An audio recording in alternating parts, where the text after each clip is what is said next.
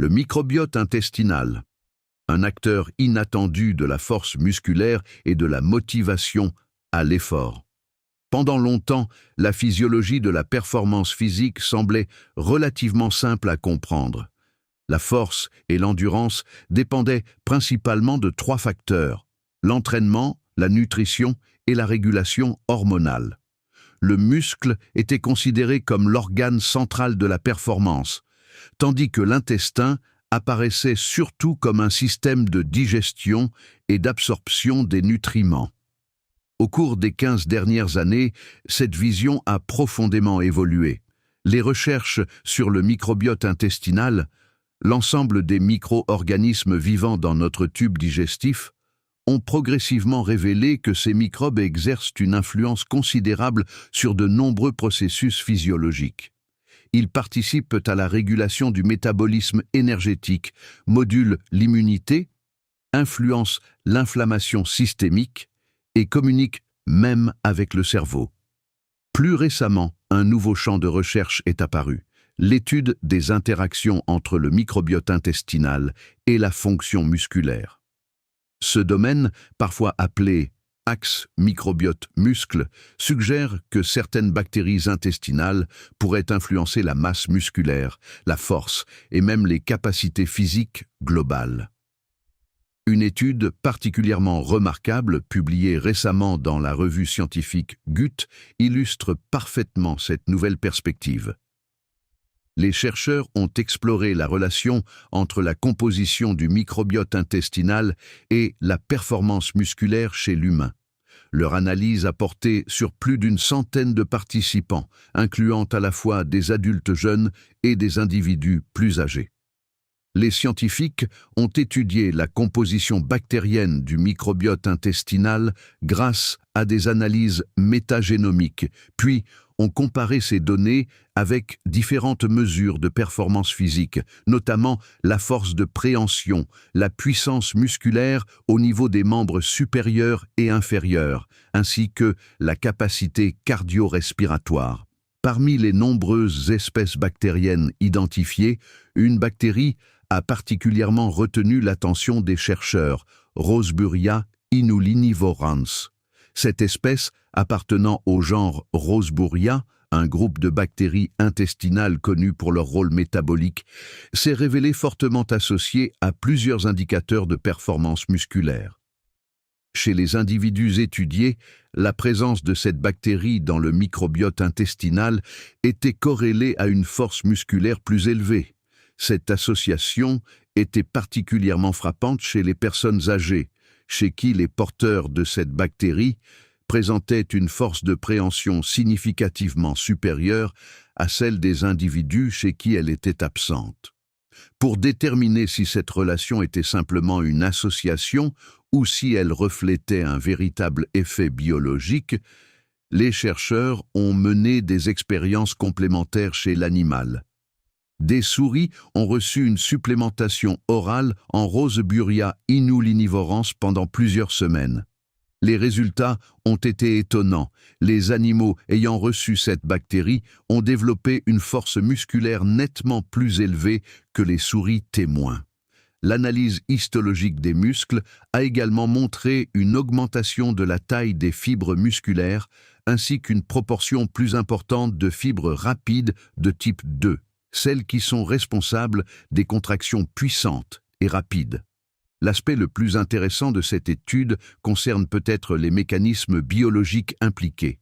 De nombreuses recherches sur le microbiote intestinal se concentrent sur les acides gras à chaîne courte, comme le butyrate, qui sont des métabolites produits par certaines bactéries intestinales et connus pour leurs effets anti-inflammatoires.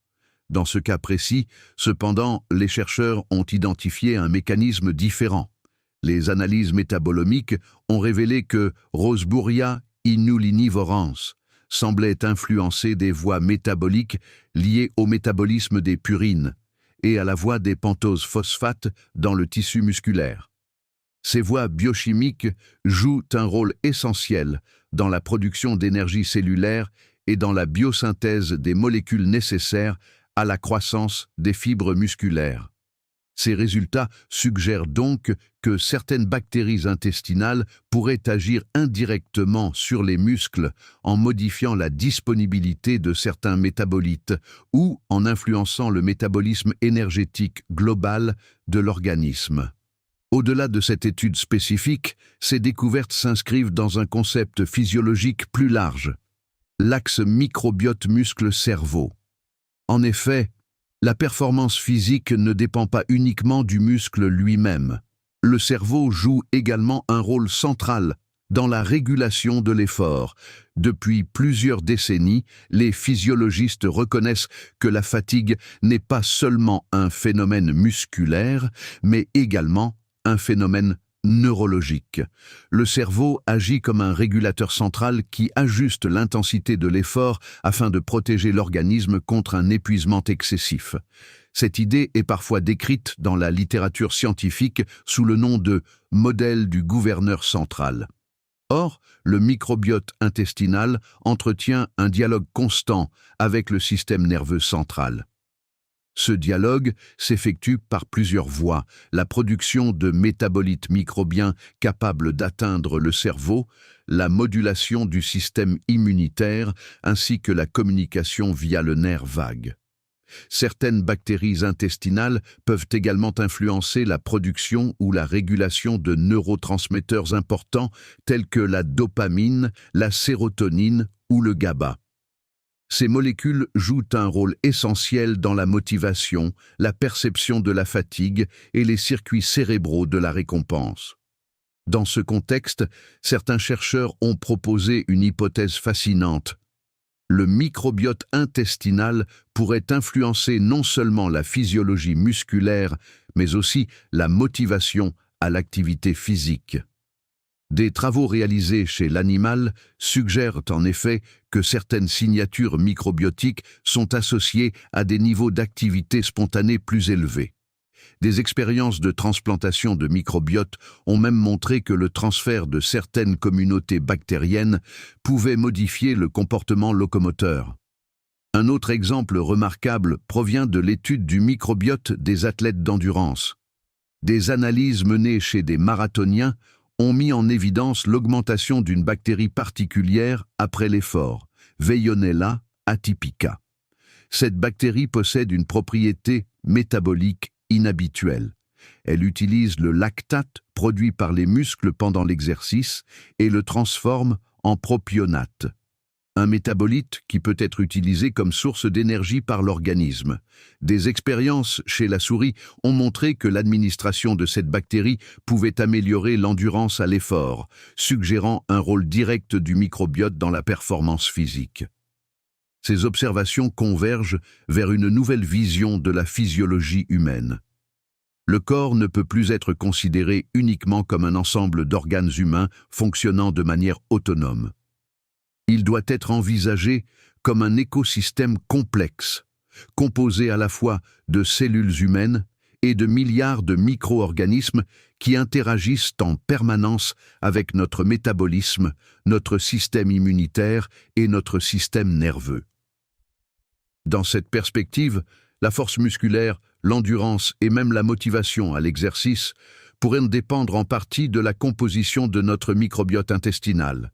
Les microbes qui vivent dans notre intestin pourraient ainsi contribuer à façonner notre capacité à bouger, à faire de l'exercice et à maintenir notre masse musculaire au cours du vieillissement.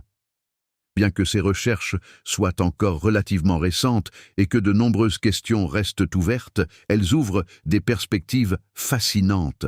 À l'avenir, il pourrait devenir possible de moduler la performance physique ou de prévenir la sarcopénie liée à l'âge grâce à des interventions ciblant le microbiote intestinal, comme des probiotiques spécifiques, des prébiotiques ou des stratégies nutritionnelles adaptées. Ainsi, ce qui apparaissait autrefois comme un simple organe digestif pourrait en réalité jouer un rôle bien plus large dans la physiologie humaine. L'intestin, le cerveau et le muscle semblent former un réseau biologique intégré au sein duquel les microbes intestinaux pourraient être des acteurs clés de notre vitalité physique.